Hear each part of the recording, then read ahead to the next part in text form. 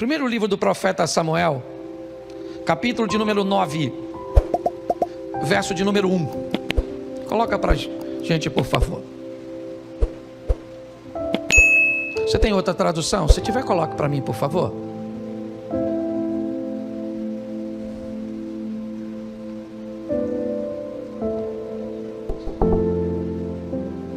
Eu vou ficar com a outra.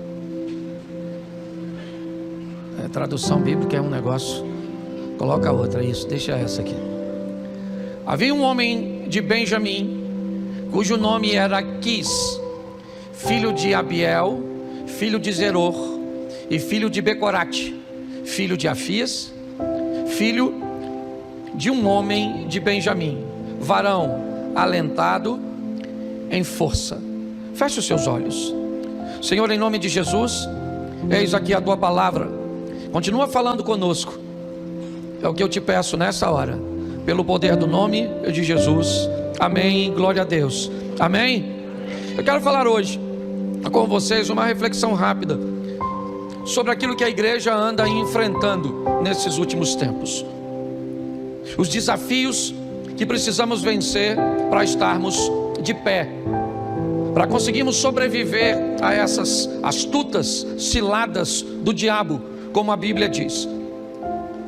Enfrentamos duas coisas hoje: ou o aumento da pressão, que tem feito fortes sucumbirem, ou o crescimento da fragilidade, que tem feito com que a pressão nem precisa ser tanta, para que as pessoas venham a desistir, venham a sucumbir. Eu não sei direito o que está acontecendo, ou talvez para alguns mais fortes a pressão seja mais intensa, e para o mais frágil qualquer coisa anda fazendo com que ele retroceda.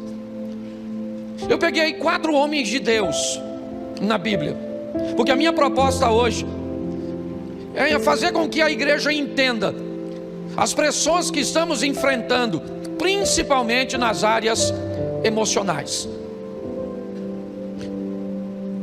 As dificuldades que as pessoas estão tendo de gerenciar suas emoções, de se abater com pouca coisa, ou não sobreviver com uma pressão realmente contínua e intensa. Nós não somos os primeiros a viver ou vivenciarmos tudo isso. Sempre houve pressões sobre a sociedade, sempre houve pressões sobre a igreja, e sempre vimos ao longo de toda a história alguns sobreviverem às pressões e outros sucumbirem às pressões. Às vezes conseguimos notar com muita facilidade que a pressão que fortalece um é capaz de destruir o outro. E talvez por isso a Bíblia diz que é melhor serem 2 do que 1. Porque no momento em que alguém estiver fragilizado, aquele que está mais forte o consiga sustentar até essa fase passar. E o fraco de hoje pode se tornar o forte de amanhã. E aquele que hoje necessitou de apoio, de sustento, será o sustento do outro no dia de amanhã. 4 homens para refletirmos de forma rápida. E o primeiro é esse: o filho de Quis, seu nome Saul. Saul é o primeiro rei de Israel. Eu pedi que trocasse ali a tradução, porque eu gosto de uma tradução mais próxima, certo? A do original. E ela define Saul de 3 formas, ou melhor, de 4 formas. Diz que ele era um homem poderoso. Seu pai era um homem de poder. Ele era um homem influente. Sua casa era uma casa de influência. Poder e influência fazia parte da história de Saul. O texto diz que ele era alto e belo. Ele tinha uma estatura que o destacava dos demais. Ele tinha uma beleza, que o diferenciava dos outros. Ele tinha influência e ele tinha poder. Saul tinha tudo para dar certo, é verdade. Ele foi escolhido por Deus, e foi. Talvez causasse confusão para algumas pessoas ver alguém de Benjamim ser escolhido, já que a promessa estava sobre Judá. Mas nós precisamos entender que Saul tinha tudo para dar certo. Mas pastor, se ele tinha tudo para dar certo, por que é que ele se suicidou? O que aconteceu que este homem, eu quero deixar claro que era um homem de Deus. Eu quero deixar claro que, por favor, se quer fazer alguma crítica a Saul, conheça a história de Saul por completo. A história dele é uma história extraordinária, de um cara trabalhador, de uma família forte, de uma família influente. É verdade. Um cara bonito, de boa estatura, que iniciou sua trajetória com o desejo de vencer e de fazer o bem. Mas o que é que faltou em Saul? Qual foi o problema que fez com que ele não conseguisse ir até o final, sucumbisse? Ele pediu, certo, a um de seus soldados: me mate. E o camarada ficou com medo, receoso de matá-lo. Então ele se lança sobre a sua espada ou sua lança para tirar a sua própria vida. O que aconteceu com este cara? Qual é o quadro emocional que este camarada poderoso, influente, bonito, alto, morava na melhor casa, ele tinha o melhor cavalo, ele tinha a melhor estrutura, a melhor armadura, as melhores mulheres, ele tinha tudo. A única coisa que ele não tinha era experiência. Saul era o primeiro rei e não havia nele bagagem o suficiente. Não havia nele o conhecimento suficiente. Hoje pessoas se enfiam em coisas, é negócios, é relacionamentos, é ambientes religiosos cujos quais eles não têm experiência nenhuma. Desafiam tantas coisas.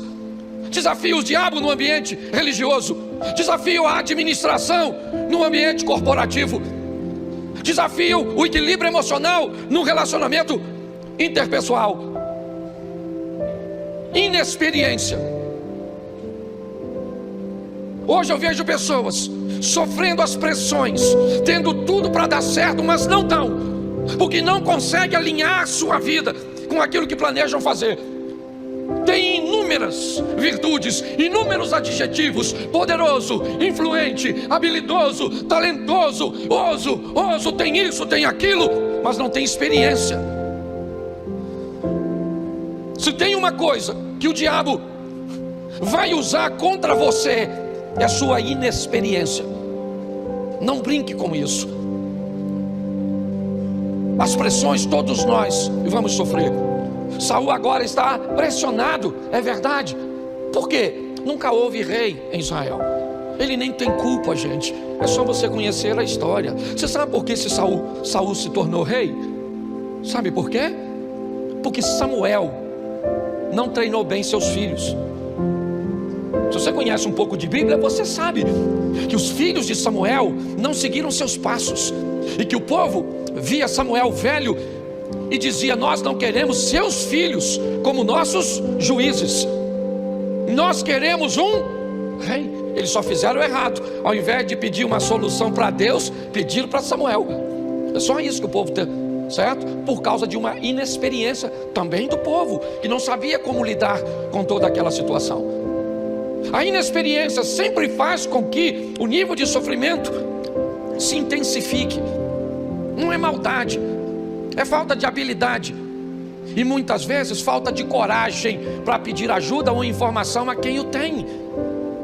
A Bíblia diz que a sabedoria está na multidão dos conselhos.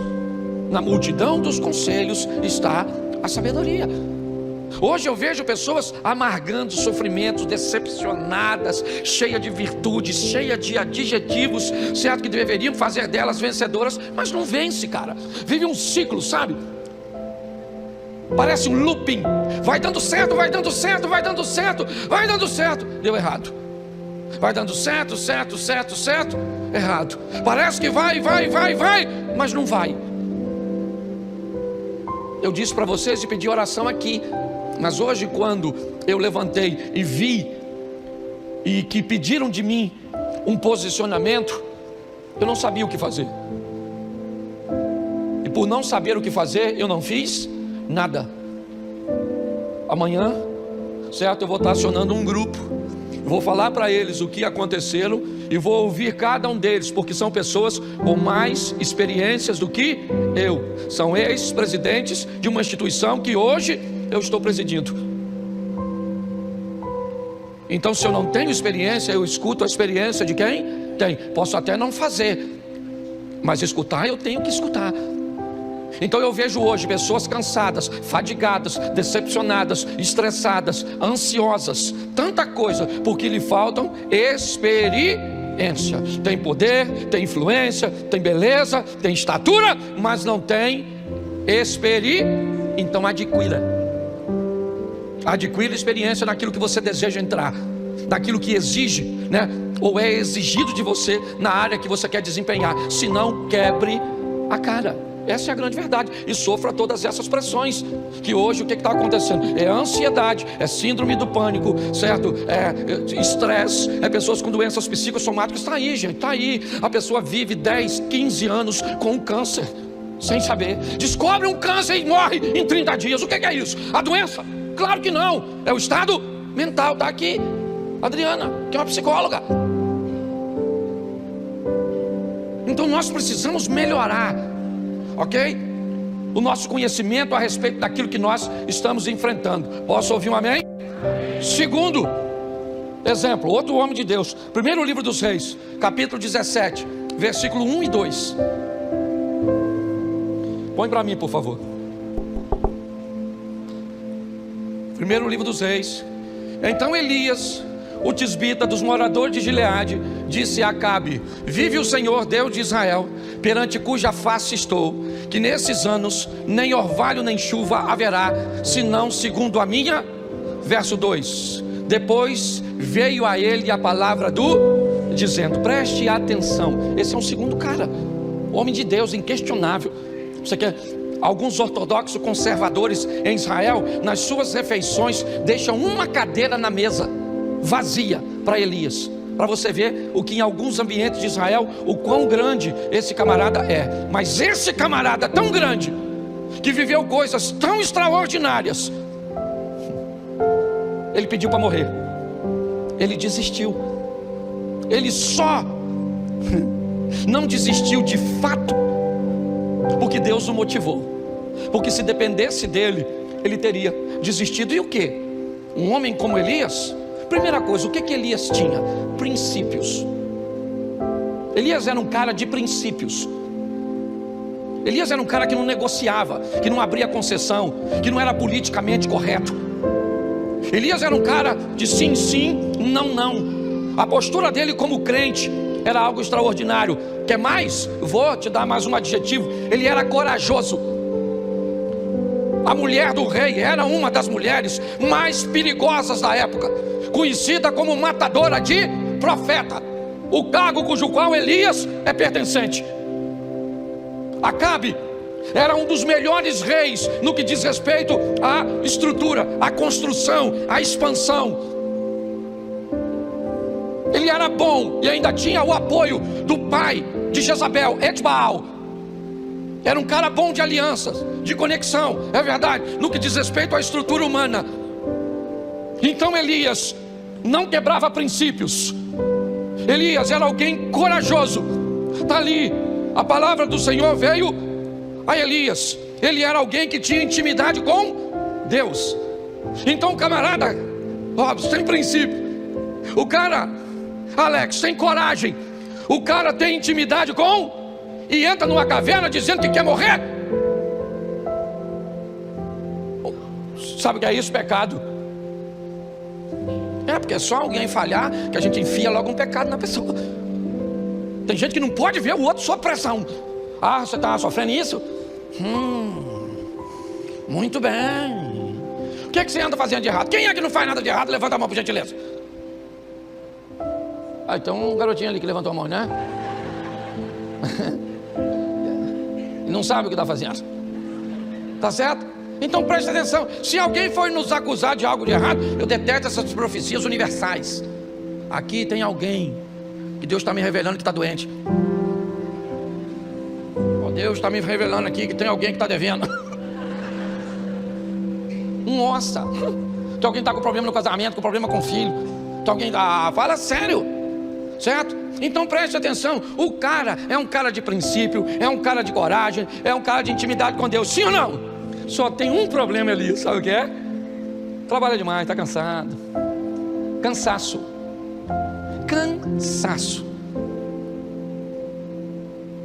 Eu aprendi uma coisa: aqueles que são bons naquilo que fazem, eles podem ter mais problema de cansaço do que quem é ruim.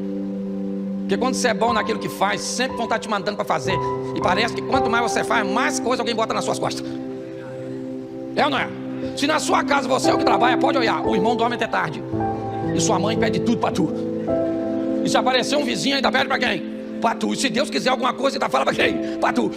Você vê, Saul trabalha para o pai dele, trabalha, o Davi trabalha para o pai, trabalha para o rei. O rei ainda arruma outra tarefa. Ele tinha 2 trabalhos, músico e limpava as arminhas, apacentava as ovelhas. Tinha 7 não, que 3 estavam na batalha. Ele tinha 4 irmãos à toa em casa. E quando ele chegou em casa para levar um lanche, o pai mandou quem? Isso aí. Então deixa eu falar uma coisa para você. Isso eu falo para mim, minha mulher sabe. Nós temos vivido isso, cansaço. Tem dia que você olha e pergunta: por que amanheceu? Por que eu não morri na noite? Jesus podia ter voltado. Uma pressão desgraçada. Você tem isso ou será que é só eu?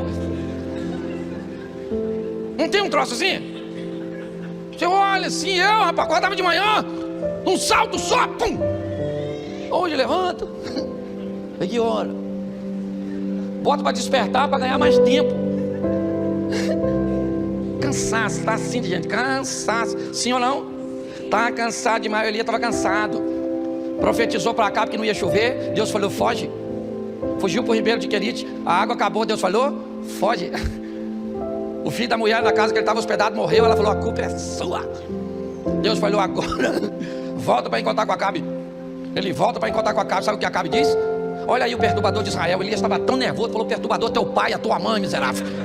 Está escrito, a tradução é outra, são seus pais, mas é a mesma coisa. Estava nervoso. O cara veio encontrar com ele lá, um centurião. Ele estava tão chateado, ele falou: Senhor, fogo! Matou os caras tudo queimado, parecia o Mushu do Mulan. Invocado, o que é aquilo? Aquilo era perturbação. Ele tinha um assessor que trabalhava com ele, que ele falou: rapaz, some! O menino foi embora. Por isso que o tal do Geazi entrou.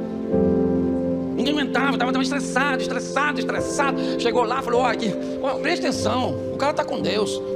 Tem 400 profetas de Baal e 450 de Azera. Tem 850 almas. O que é para ele fazer? Fazer cair fogo do céu e falar para os caras: vamos aí, gente, aceitar o Deus Todo-Poderoso. Sabe o que ele faz? Corta o pescoço dos caras.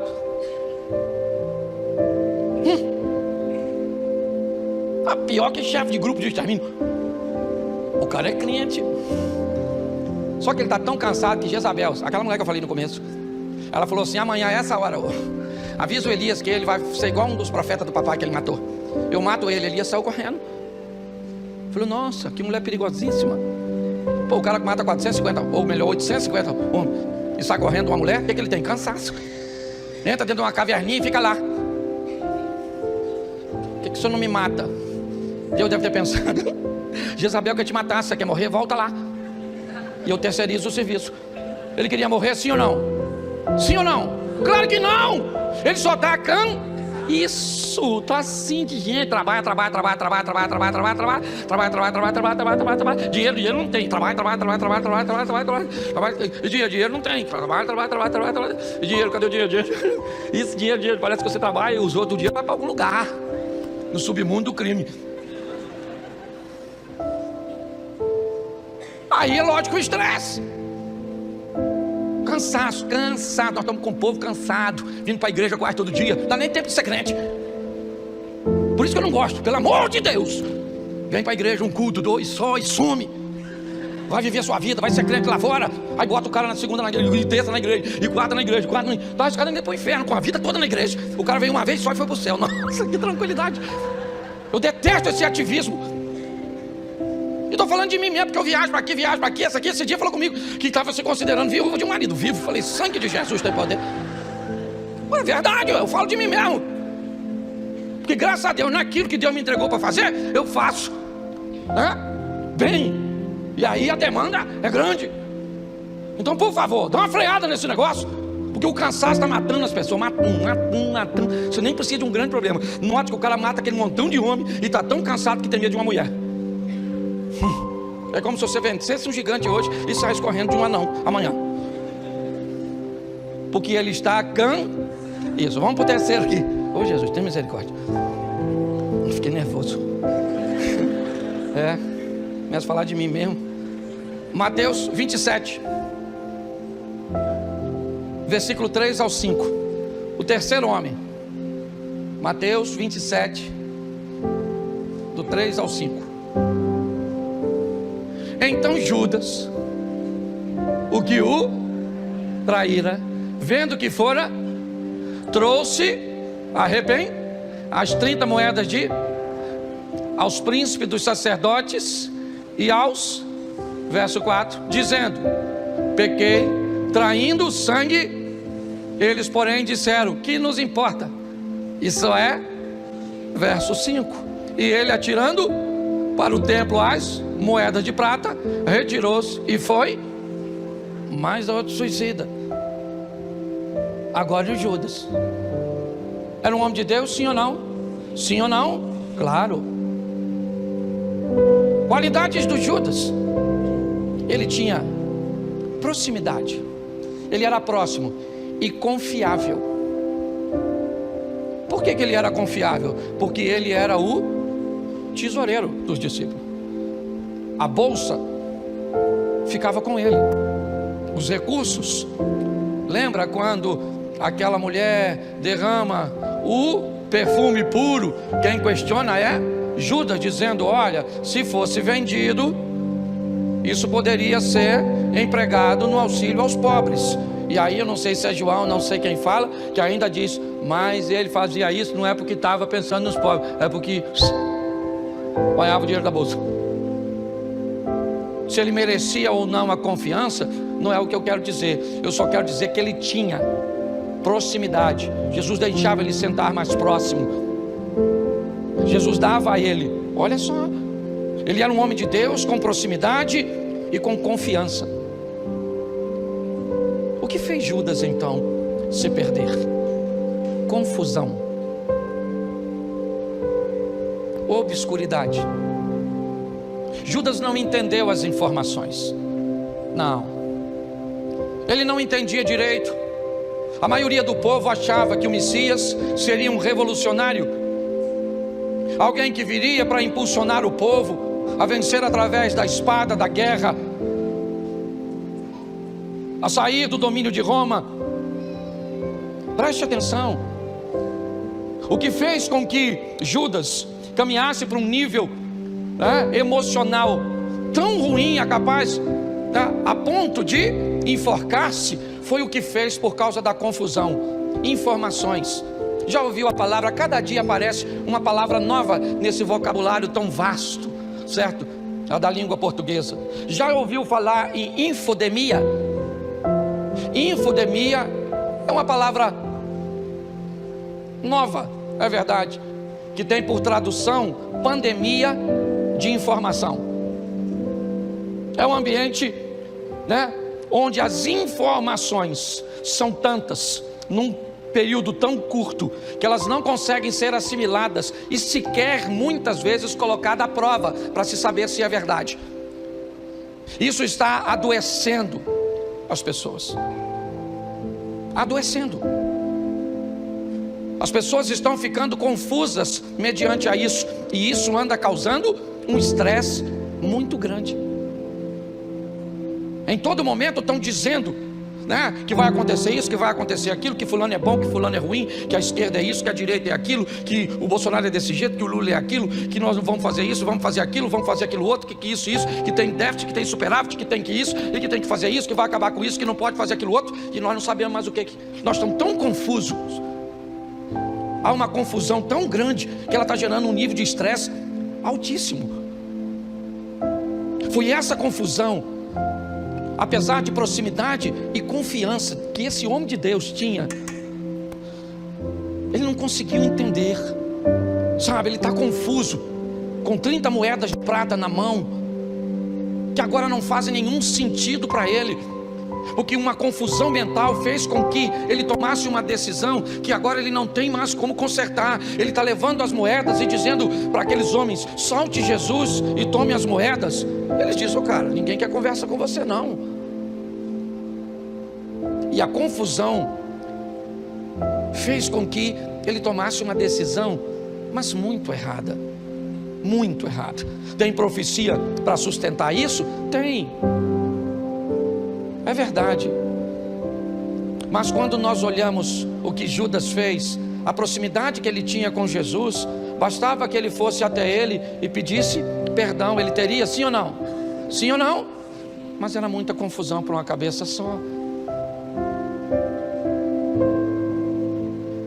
O estresse das confusões é tão grande, mas tão grande. Vou falar uma coisa para vocês. Hoje, a grande maioria das ocorrências policiais colocam policiais resolvendo os problemas sociais e não criminais. Grande parte hoje da polícia, certo? É enviada para a ocorrência de violência doméstica, de briga entre vizinhos, de perturbação, certo? Com som alto e tantas outras coisas. Se esses indivíduos, se esses policiais não estivessem atendendo a essas confusões sociais, eles poderiam estar inibindo os problemas criminais. A verdade é essa. Nós estamos num ambiente de confusão e a confusão está causando estresse. Estresse é comprovado. Você assiste esses programas televisivos, essas notícias só ruim, não tem jeito, depois você fica para baixo. Está jogando as pessoas para baixo. Essas coisas da internet. E eu falei, a máquina é inteligente. Ela descobre o que você quer e te entrega exatamente o que você quer, para manter você aprisionado a ela. Confusão. E o último, aqui, que não dá para falar tudo, vamos lá, João, capítulo 21, verso 3. Outro homem de Deus. Vou usar 2 textos. Vamos lá, João, capítulo 21, verso 3. Isso. Disse-lhes Simão Pedro: vou. E disseram eles: também nós vamos contigo. Foram, subiram logo para o barco, e naquela noite nada apanharam. Marcos 16, 7. Eu quero falar sobre Pedro, um homem de Deus. Marcos 16, 7. Mas ide, dizei aos seus, e a que ele vai adiante de vós para a Galileia, ali o vereis, como ele vos. Presta atenção, o anjo está conversando com as mulheres nesse texto. Lembra que Pedro, igualmente como Judas, teve um sério problema com Jesus? Sim ou não? Sim. Pedro nega Jesus 3 vezes. O que Pedro tem? Acesso. É uma das, né? Ele é alguém que Jesus está morando na casa de sua sogra em Cafarnaum. Pedro é alguém íntimo de Jesus. Basicamente todos os episódios, a cura da filha de Jairo, a transfiguração e tantas outras coisas, Pedro sempre estava com Jesus. Ele anda sobre as águas. Pedro era um cara que, ao contrário de Judas, né? Ou melhor, que ao contrário de Saul, sua experiência é altíssima, sua intimidade é altíssima. Elias era íntimo, é verdade, ouvindo Deus, mas Pedro tinha Deus morando na sua casa. Acesso ele tinha o tempo inteiro para conversar com Jesus. Por que ele voltou a pescar? Por que o anjo diz às mulheres, dizem aos discípulos, ou diga aos discípulos, e a Pedro? Pedro era discípulo? Sim ou não? Mas não estava mais andando com eles. Não, Pedro estava sozinho. Havia se afastado, ele não está bem, ele não está legal, ele está decepcionado consigo mesmo. Ele é um cara experiente, íntimo, ele é alguém de acesso. Mas o que Pedro tem? Pressão. Pedro está pressionado. Ele está pressionado. Ele foi pressionado por aquele ambiente. Ele não sabe o que fazer porque prenderam o seu mestre. Jesus agora não vai morar mais na casa dele. Não. Ele perdeu agora o seu chão, a sua base. Ele está pressionado. E sob pressão, o acesso não vale nada. Sob pressão, você é capaz de não conseguir orar. E não é porque não é crente, é porque não tem alinhamento. Dependendo do teor da pressão, é assim que funciona. Você é íntimo, mas sequer consegue se sentir filho. Parece que há uma distância. Essa é a grande verdade. Você é alguém experiente, maduro. Você já tem 20, 30 anos do Evangelho. Mas tem hora que nada disso vai funcionar. Você vê gente madura se perdendo, gente experiente fracassando, gente íntima. E aí alguém vai dizer que é imaturidade, alguém vai dizer que é inexperiência, alguém vai dizer que é gente que não anda com Deus, que não é servo de Deus, que não tem coragem, que não tem princípio, que não tem influência. Não, não. É porque o dia mau chega para todo mundo. Pastor, então o que eu faço? Bom, primeira coisa que eu acho que você deveria fazer é respeitar a Bíblia. E aí eu te dou 2 textos para terminar. O primeiro é Êxodo 20, verso 9, 10 e 11. Depois Marcos 2, 27 e 28. Primeiro Êxodo 20, verso 9, 10 e 11. Está aí. Preste atenção. 6 dias trabalharás e farás toda a tua obra, mas o 7º dia é o do teu Deus. Não farás nenhuma obra, nem tu, nem o teu filho, nem a tua filha, nem o teu servo, nem a tua serva, nem o teu animal, nem o teu estrangeiro que está dentro das tuas portas. Porque 6 dias fez o Senhor, ou em 6 dias fez o Senhor os céus e o mar e tudo que neles, e ao 7º dia, portanto, abençoou o Senhor o dia e o, preste atenção, pastor, virei adventista do 7º dia. Marcos 2, 27 e 28. Marcos 2, 27. E disse-lhes: o sábado foi feito por causa do, e não o homem por causa do, verso 28. Assim, o Filho do Homem, até sobre o sábado, preste atenção, respeite o descanso. Não descansar está nos matando. Essa é a grande verdade. Nós temos que ter o cuidado para não descansar demais e ficar preguiçoso. Porque tem gente que pega o sábado e ele, na verdade, ele é adventista da semana, certo? É a semana inteira. Mas preste atenção, uma coisa é importante nós olharmos, é o dia do descanso. Nós temos que ter um dia para descansar. Respeite o seu descanso. Às vezes físico, às vezes emocional, mas é isso que está matando a maioria das pessoas. Quantas pessoas aqui levam mais ou menos de meia hora a 1h30 para pegar no sono, porque deita, mas a cabeça fica... Levanta a mão, por gentileza. Aí, qual é a metade? Sangue de Jesus tem poder. A mente fica trabalhando assim ou não? Tem que fazer, tem que fazer. Tem que fazer, amanhã eu tenho que fazer isso, tem que fazer aquilo, tem que fazer aquilo outro, tem que fazer... Às vezes você vem para o culto, você vai orar e não consegue.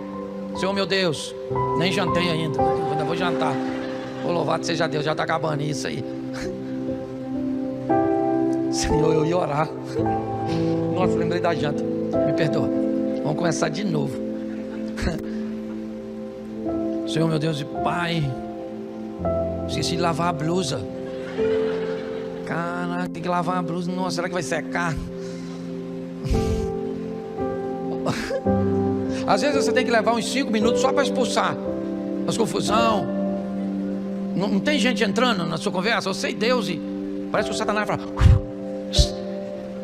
E você só vai lembrando, o feijão que tem que cozinhar, meu Deus, a marmita, meu Deus, amanhã tem que fazer isso, a mente vai, aí você fica cansado. Tem gente que trabalha pouco, mas tem um cansaço, que parece que tem um negócio assim, um peso na alma, na consciência, assim, sabe, um sono que dura assim, sabe, você e a bela adormecida são parentes. Você está rindo, mas o assunto é sério. Só falei de homem de Deus. O Saul tinha poder, influência, beleza, estatura. Repita comigo: poder, influência, beleza e estatura. Mas não tinha experiência. Elias, fala Elias. Isso, tinha princípios, coragem e intimidade com Deus, mas estava cansado. Isso aí. O Judas, isso aí, tinha proximidade, confiança, mas estava confuso. Isso aí. Você está vendo você, não está? Parece que você é Judas misturado com Elias, com Pedro e com Saul. Não, porque se você olhar assim, você fala assim: rapaz, eu sou inexperiente, cansado, confuso e estou na pressão. Não sou feijão, mas estou na pressão. Fala assim: Pedro tinha acesso, intimidade, experiência, mas estava na pressão. É isso aí. Pastor, então o que eu faço? Eu estou lascado. Não, aí eu tenho que te dar uma solução, sim ou não? Então eu vou te dar um endereço. Para onde que eu vou, pastor? Para o esconderijo do Altíssimo. A sombra do Onipotente descansará. Direi do Senhor: Ele é o meu Deus, o meu escudo e a minha fortaleza, e nele eu confiarei, porque Ele me livrará do laço do passarinheiro. É isso aí. É para lá que nós temos que ir, na pressão, na inexperiência, na confusão ou no cansaço, para os pés do Eterno, e Ele vai estar lá para nos receber. Vai no amém? Vamos sair daqui. O que tem lá fora? Guerra. Vai para guerra, para guerra. Já começa, você sai daqui, pega o seu filho, o bicho já está meio perturbado, e vai fazendo bagunça, e vai pulando dentro do carro, sua mulher já vai reclamando, quer comer, doido para você falar que você não tem fome, miserável. Não é, porque ela está sem força para fazer as coisas. E vamos embora, e vida que segue. E a vida é assim, até a hora de nós ir para o céu, se for. Que tem uns irmãos que ainda vai descer, vai pegar a escada. Vamos embora, fica de pé, vai embora, tá ok? Porque tem outro culto para começar agora mesmo, e eu vou falar tudo de novo. Se tu pensa que tá ruim para tu, pensa para mim que eu vou falar tudo de novo. Isso, fecha seus olhos aí, você tá rindo, né? Glória a Deus, glória a Deus, glória a Deus. Mas preste atenção, em mim, que é inexperiência, cansaço, confusão e opressão, não vai destruir sua casa, não vai destruir sua família, não vai destruir seus negócios, não vai destruir sua casa, a sua caminhada de fé, porque o Senhor é contigo. Posso ouvir um amém? Amém. Então vamos embora, feche seus olhos. Pai, em nome de Jesus, somos teus filhos, teus servos, ó Pai, e olhamos hoje homens, inspiração para nós, como Saul, como Judas, como Pedro, Senhor, como Elias, homens que sabemos que estavam nos teus caminhos, mas que enfrentaram os desgastes, ó Deus. Por isso sustenta-nos na tua presença, e que possamos hoje sair daqui alimentado, entendendo que para nos protegermos de todas essas coisas, temos que estar e acessar o esconderijo do Altíssimo, o local onde estaremos seguros, porque a tua vara e o teu cajado é o que nos sustentam de pé. 1000 cairão ao nosso lado, 10.000 à nossa direita, mas nós não seremos atingidos. Te damos graças por tudo, nos dê uma semana de vitória, uma semana de conquistas. Não queremos nada de graça, nós queremos conquistar. Somos conquistadores, em nome de Jesus. Que o grande amor de Deus, nosso Pai, a graça de nosso Senhor e Salvador Jesus Cristo e as duas consolações do Santo Espírito de Deus seja para com todo o povo do Senhor.